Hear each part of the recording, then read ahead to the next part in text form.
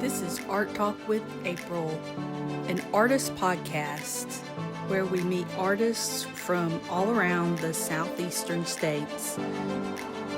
Thanks for joining us. Let's get started.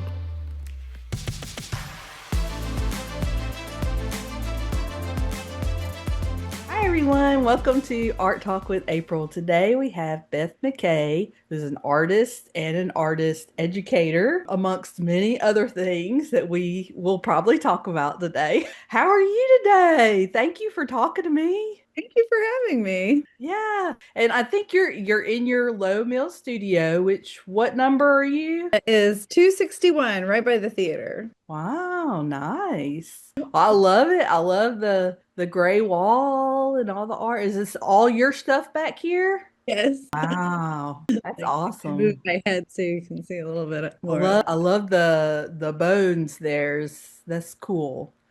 Yeah, that's a cow skull. Yeah. Yeah. Yeah. Did you paint on that? Yes. Oh my goodness. Wow. And it only has 3 teeth, and I coated them in gold. They Oh got my gosh. 3 gold teeth. Oh, that's so cool. Well, we're going to take it way back, like when you were younger and a kid, or I don't know, in high school or college or any of those things. How did you end up going into art and creative? Well, a lot of people will say this. I was born this way. Yeah. I was always the weird kid and was always just curious and fascinated with just anything and everything I could get my hands on. Yeah. I didn't really start getting into art until college. I had my heart set on going to the University of Montevallo, which is where I went first, Yeah. and started art classes there. And I mean, I didn't really have much art training before I went to Montevallo, and Oh, it really? yeah, I mean, except for maybe an art class in elementary school, and I think I took one art class in high school. That was about Mhm. it. So when I got to Montevallo, I was not as advanced as some of the other art Yeah. students that were there, and I was very intimidated by that. I remember one of my professors, it was my printmaking professor, and he made a comment, one of my pieces, and he was like, "This looks very Hobby Lobby." And that was an insult. Okay. That was not a compliment. That was an insult. But that insult really it really got to me. So Yeah. I decided, okay, you know what? You're right. I don't want my stuff to look like you could just buy it at Hobby Lobby. So it really kind of pushed me in another direction, and I'm glad it did. So Yeah. I appreciate that insult. Oh gosh, that's so cool though, because a lot of times when people get those comments, they stop completely. They're Yeah, like, I I guess thought I'm about not it. good I enough. thought about it. And you took the other route. You were like, oh yeah, well, I'll Watch show my you this is gonna be different, you know? hold my beer. It's awesome. So you went to college in Montevallo, and I guess what were you majoring in again? Did you mention that? Well, I was on path for graphic design. Yeah. And unfortunately, it was about the same time the whole entire country hit a recession. And so Um, I was watching all of my peers graduate ahead of me and not being able to find jobs. mm, So that's when I kind of switched gears and just got my first bachelor's degree is in child development okay. and still couldn't find a job.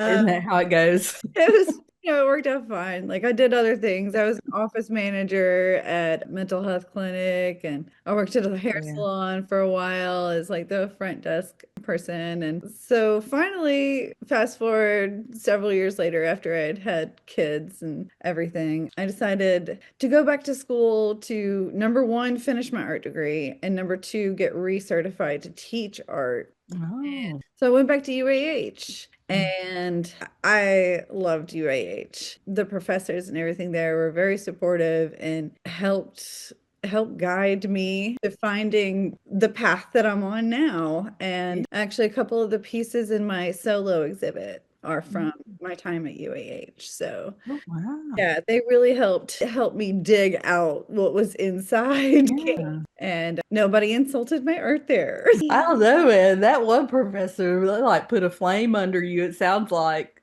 or like you're like, okay. He really did. He really did. And to be honest, the piece that he insulted, my mom's birthday was coming up. So I wanted to make something for my mom. Yeah. My mom would like things that are bought at Hobby Lobby. Yeah, I could see that. I think my mom would go in the same direction. She'd be like, paint me a beach, with some Adirondack chairs. Thing. It was like a leaf print. But he also did foster my love for printmaking. Oh, yeah. It was actually one of my favorite classes that I've ever taken. And then I took another printmaking class at UAH, and that's when I did screen printing. Oh, yeah. And that's when I was like, this is awesome. That is cool. I've never been able to take screen printing. I think it looks really cool, like something that would be fun to do. So So fun. you're like, so you went to UAH and then did you immediately start making your work or what happened? Yeah. So So you found you found kind of found your voice there, I guess. yeah, my dad died suddenly and very unexpectedly of a heart attack in Oh 26. my goodness, I'm so sorry. And like I said, it was very unexpected because he was Mhm. like super healthy. So it was very tragic. And about that time is when, I mean, you're not supposed to make major life decisions when you're grieving, Yeah. but I did. I was like, you know what? I'm going back to school and I'm gonna finish my art degree and get recertified to teach art. And I'm glad I did because that's when I took my contemporary painting class at Mhm. UAH with Professor Jill Johnson. And she really like part of the process is, Mhm. you make some sketches and you come up with some ideas for a painting. You might even do a study, which is just a smaller version of it. And I would bring her my ideas and she'd look at me and she'd be like, "You can go deeper than that. You can go deeper." Interesting. You know, Yeah. and so I was actually taking my grief and I was trying to figure out how to communicate that on canvas. And so my one painting, it's called Underneath. It depicts, well, it's me. Almost all the imagery in my paintings is me. Yeah.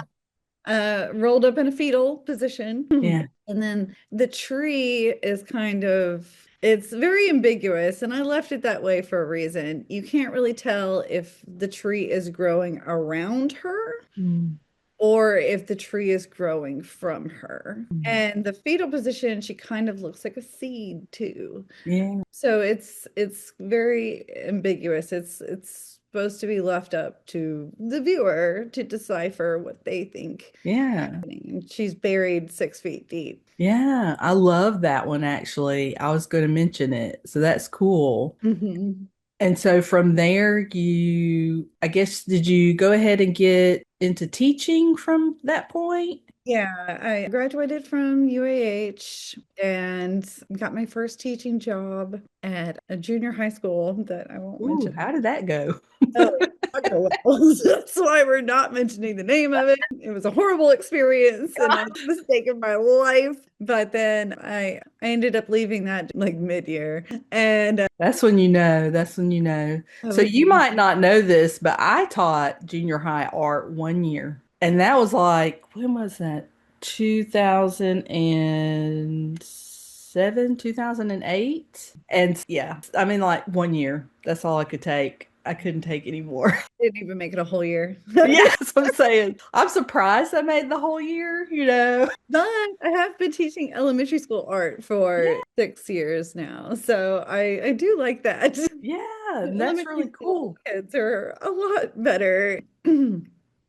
It's much more pleasant teaching Yeah, them. they're excited, I'm sure, like when they come to art. And then you're teaching at multiple schools, so how does that work? So yeah, I teach at Ridgecrest for 5 days, so a school week, and then the next week I go to Farley, and then it's Oh, that's interesting. That seems like a lot. Like, you have like an art room at each one of these schools that you go into, or yeah, I share an art room with the music teacher at one school. okay. At the other school, I have my own classroom. Wow. I used to teach at three, and that Wow. was that was a lot. Yeah, I can't imagine. Oh my But goodness. I'm just down to two now. Yeah, that's good. So from there, I mean, like, at what point did you get into low mill and start your studio and do that kind of thing? Like, what led you down that direction? Well, before I got my studio here, which this May will be 2 years, low mill. Yeah. Before I got my studio here, I had a studio in my garage at home. Mm, Um, and I would actually screen print and everything at home and sell stuff. I tried Etsy, wow. and Etsy, I didn't Yeah. like the algorithms and everything. You have to really like Yeah. That's a full-time job in itself. but actually, most everything I put it on Facebook or put it on Instagram, and people liked it and people wanted to buy it. And at first, it was, obviously it's mostly my friends and my family, Mm, buying my stuff. But then people would share it, and then other people would see it, and then other people wanted to buy things, like strangers I didn't know. And so that's when I realized I was like, I need to stop harassing my friends and families, and I just bite the bullet and get us, yeah. which I'm glad I did. I love being here at La Mill and interacting with other artists and Yeah. getting to meet complete strangers all the time. And Yeah, that's really cool. yeah, it's a So good you're let's talk about your process. Like you keep talking about the screen printing, but you're also doing oil painting, or yeah. those are two separate things. You're not doing them together, right? Or sometimes you have Well, I don't necessarily do oil with screen printing together, but I do water. screen printing and watercolor together. Yeah. Grab one. Let's Yeah, see. yeah. I'd love to see. There we go.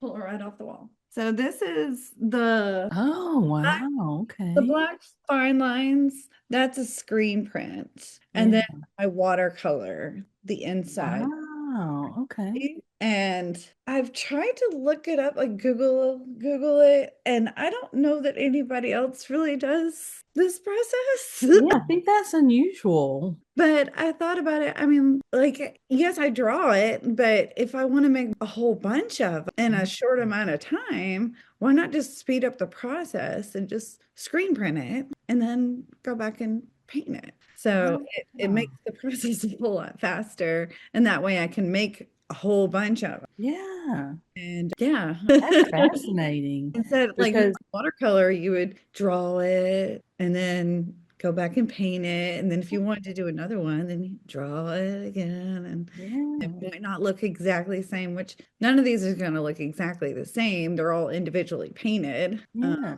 So they're all individual, but mass yeah. produced. But that's so fascinating because I mean, like, and that makes me curious about like your pricing and if you're like pricing them each individually as originals or because you're screen printing and doing a lot of them, are you pricing them less? Because like how did you think about that? I'm I just curious. I don't really have an opinion on like it. if I was just drawing them all individually and then Yeah. painting them all individually, they would be priced higher because it would take so much longer. Yeah, yeah, Pricing kind of goes with materials and the time. yeah, Your time that you spend doing it. So with screen printing, I'm able to price them a lot lower than I would if I was just watercolor and drawing yeah. everything. So unframed prints are usually around $40 and framed prints like the one I just showed you is 60.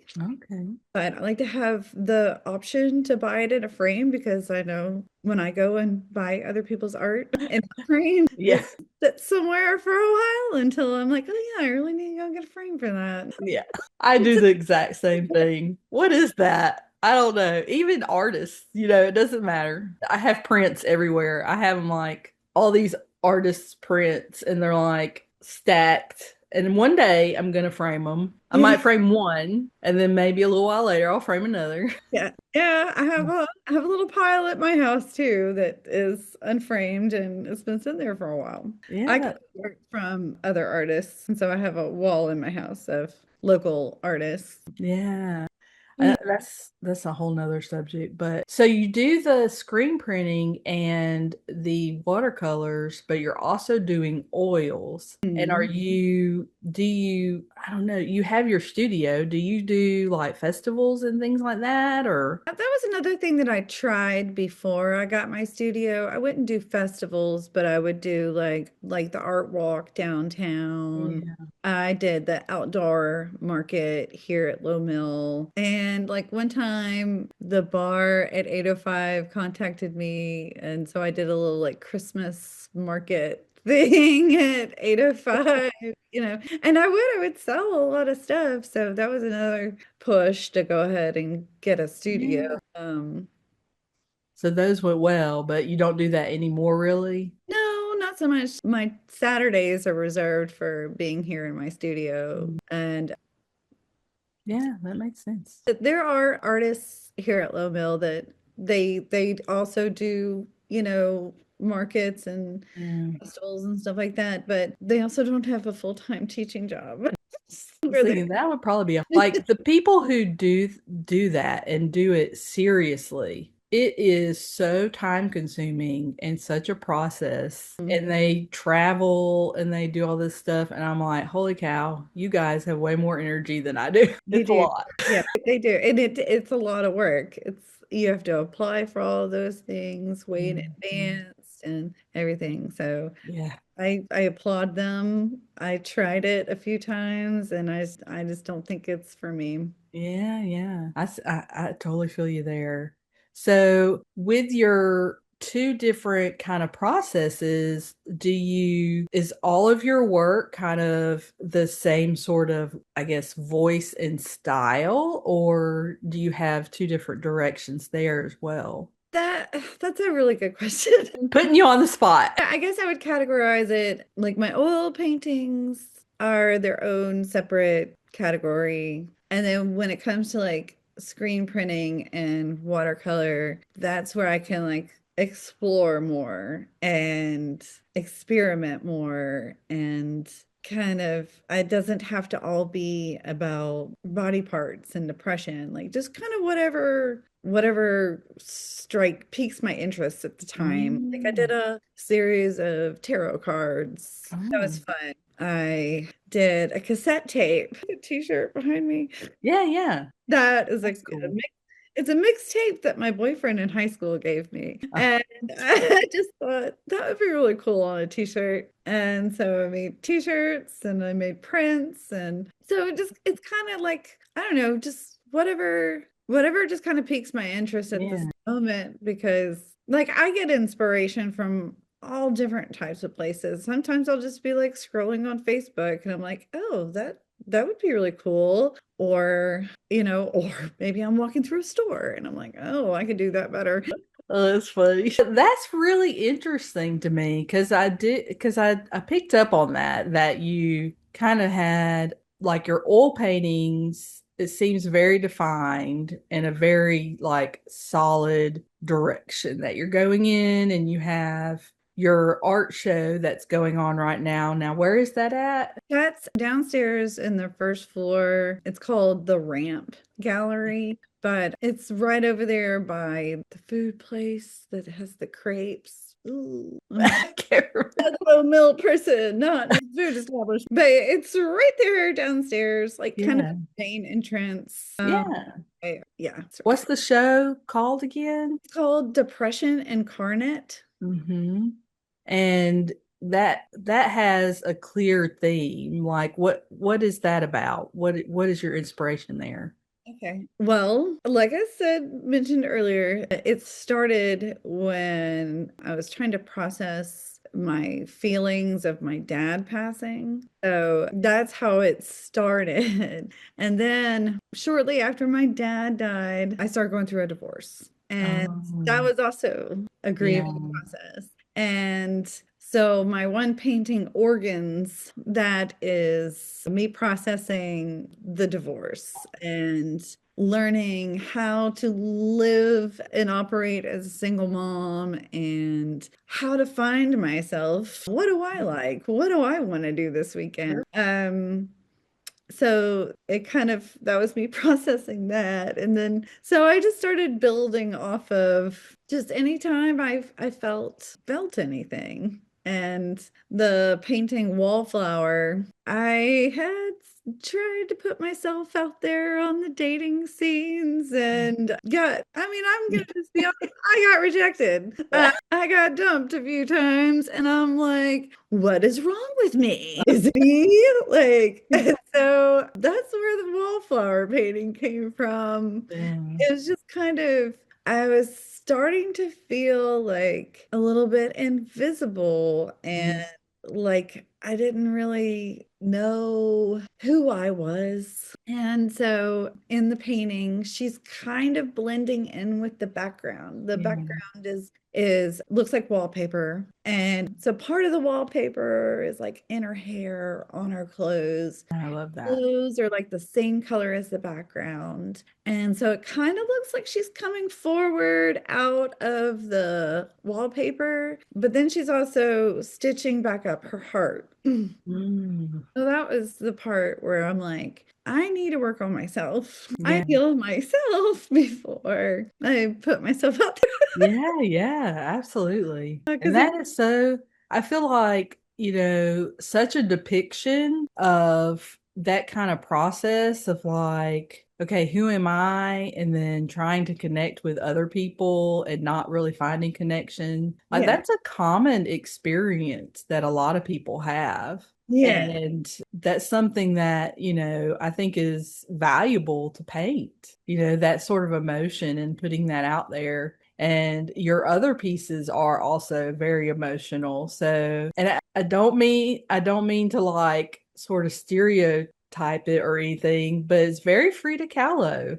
thank you. I love Frida Kahlo. I mean, like that is amazing. It's like the first time I've ever experienced another artist that I thought, wow, that's interesting because I can feel that sort of vibe of like you're sort of illustrating your experiences in life, like you're showing growth and change and sadness and all the things that we all experience in life. So that's really cool. Like, Thank do you. you have when people look at your work, do you get different kinds of responses to it? Do people like when I have painted body parts or skeleton or anything, people get weirded out by it. And I'm like, I'm not like a serial killer and I'm like obsessed with body parts or something. It means something, it stands for something. So, how do you feel about that? Like, do you have people who are like, "Ooh, why'd she paint that?" Or, "Oh my God, that is so cool." Like, what is the reactions there? I don't know if I've ever gotten, ew, why did she paint that? I wouldn't be surprised. Yeah. Just didn't say it to my face. Well, I get it to my face. You know what I'm saying? Well, okay, so Frida Kahlo, she is my favorite artist, and Phew. she is. And I did kind of like I've read a lot of like books and biographies about her, and of course I've watched the movies about her and everything. And I kind of wanted to learn how to paint not exactly like her, but just the thought process behind it. Does Yeah, that make I sense? get that. Yeah, absolutely. Like I she think you've achieved that. you. I really do. That's kind of how I kind of go about it. Like, the obvious thing would be to paint a broken heart. Mm. That's totally obvious, right? Yeah. But what if you paint a heart and then make things grow out of it? Like, Yeah. or what if you paint a rib cage and then you have flowers and weeds growing around it? Yeah. Like it's kind of more a play on words and imagery than just being straight up, this is what it is. It's surrealism, in other words. Yes. And it also leaves things very ambiguous for other people to translate how they take it and how they feel about it. So when I had my some of my paintings here in the studio, and people would come into the studio, they'd be like, "Oh, that's a really cool painting. What's that about?" And instead of me just telling them, I'd be like, "Well, what do you think it's about?" And so I would get all kinds of responses, especially about the underneath painting, the one where the tree is either growing from her, she's Yeah. tree.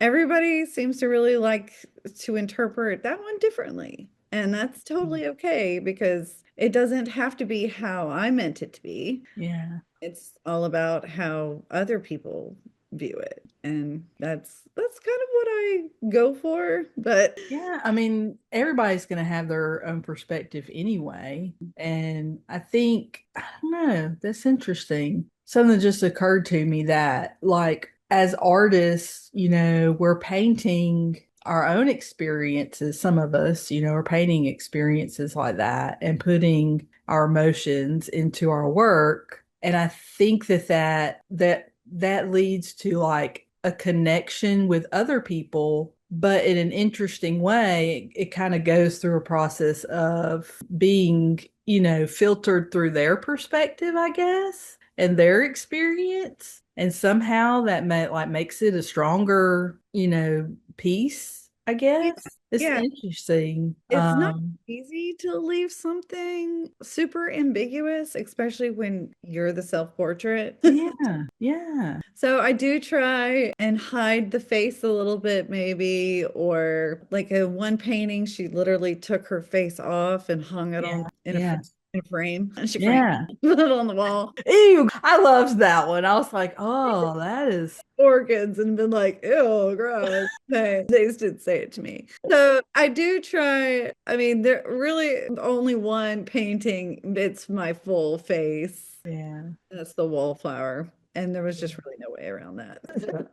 Yeah. So, did you take oil painting classes? Like, Yeah, okay. at both Montevallo and UAH. Oh, wow. Okay. And then with the screen printing and the watercolor, that's kind of your own process that you discovered, I guess, through Yeah. experimenting. Well, screen printing, I took UAH. Printmaking, I took Montevallo. And then watercolor, I mean, this was like a bazillion years ago, but I do remember taking a watercolor class. What was it called? Arts Huntsville? No, that's not right. They actually have a studio here in Low Mill too, and can't seem to think of it. Art League, Huntsville Art League, that's it. They used to hold classes. And Mhm. so I took, and this was like 20 years ago, took a couple of watercolor classes from them because watercolor, you'd think it would be easy. You'd think that would be an easy medium. It's not. It's taken me a long time. Not at I'm all. practicing a lot to get the hang of watercolor because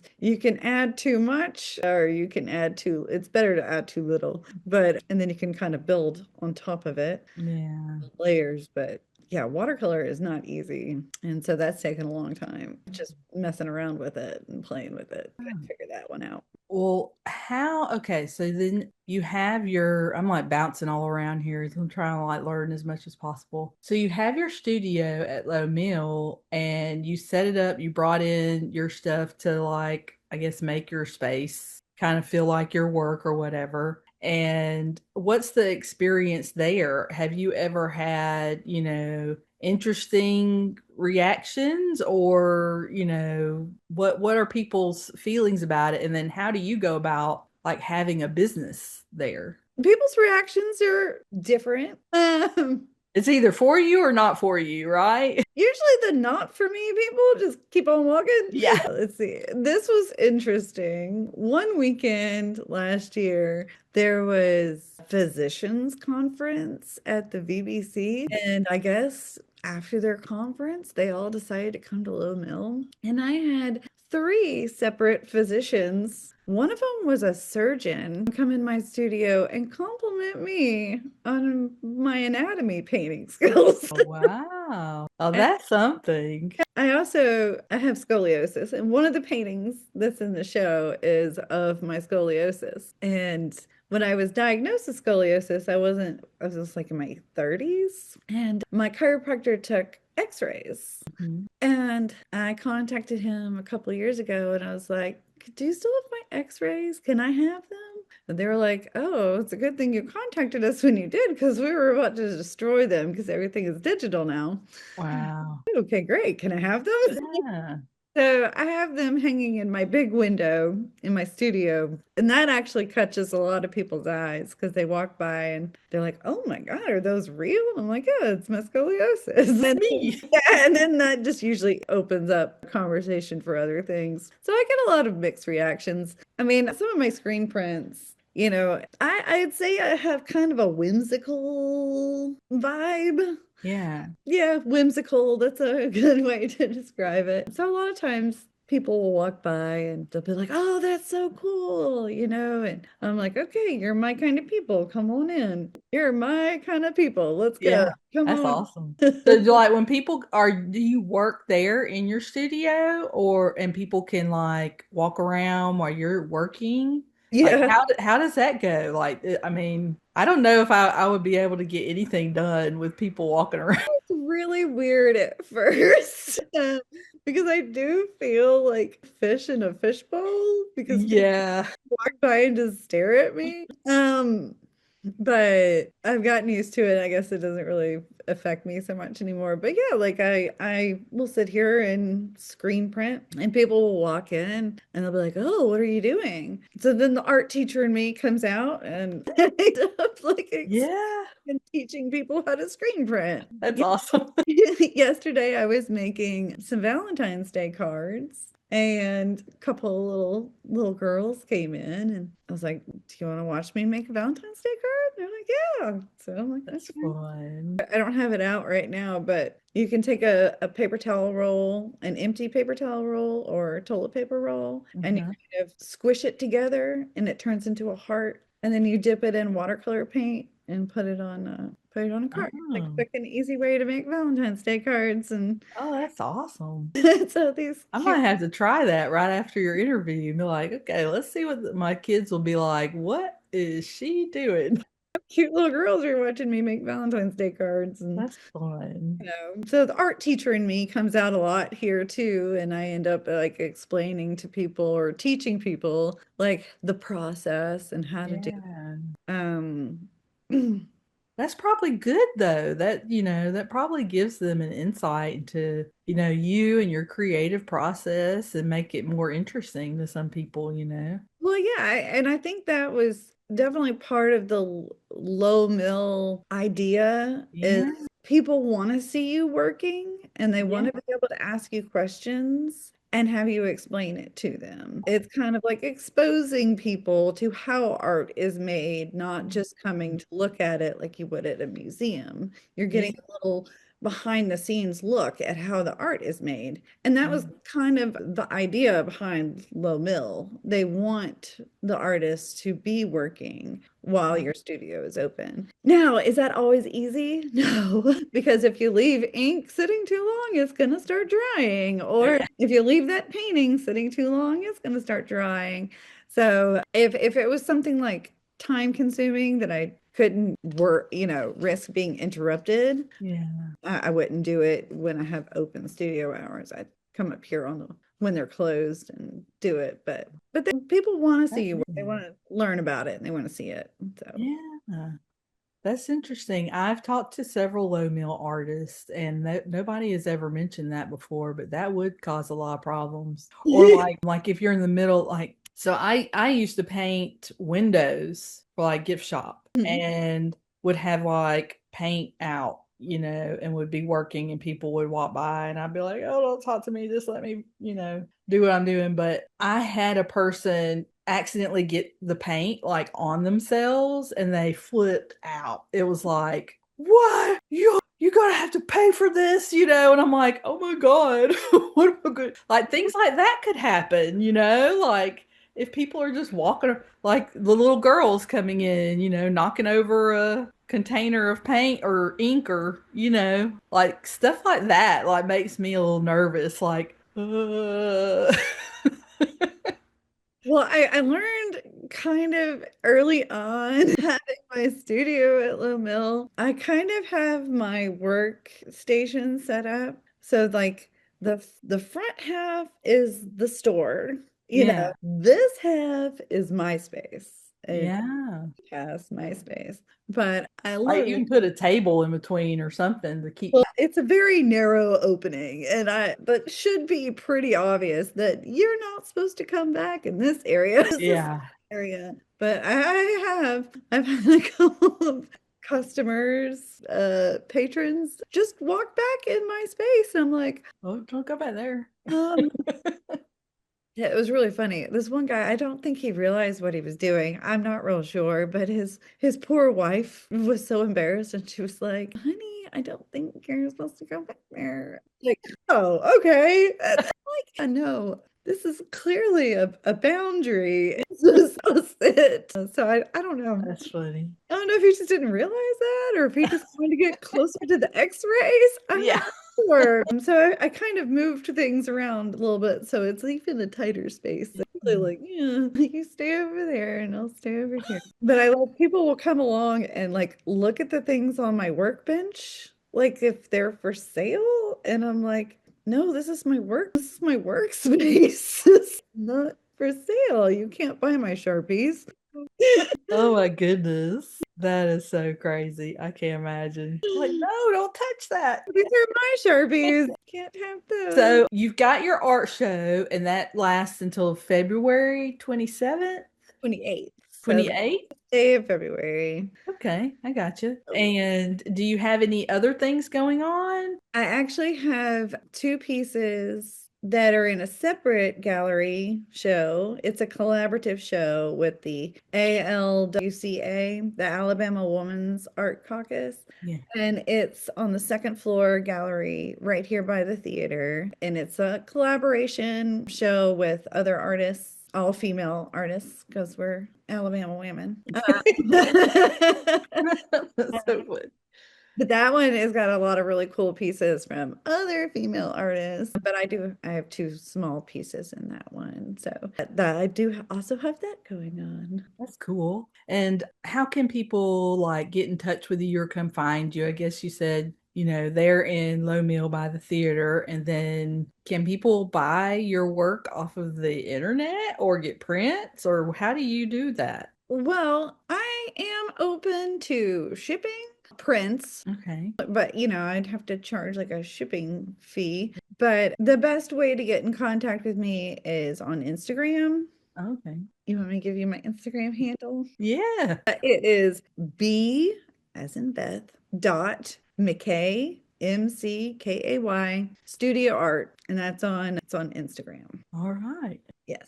That's Well, contact me. thank you so much for talking to me today and sharing about your artwork and your processes and everything that you've got going on. I think your work is amazing. I love it. I resonate with it so much. And gosh, I think everyone should stop by and maybe learn some screen printing.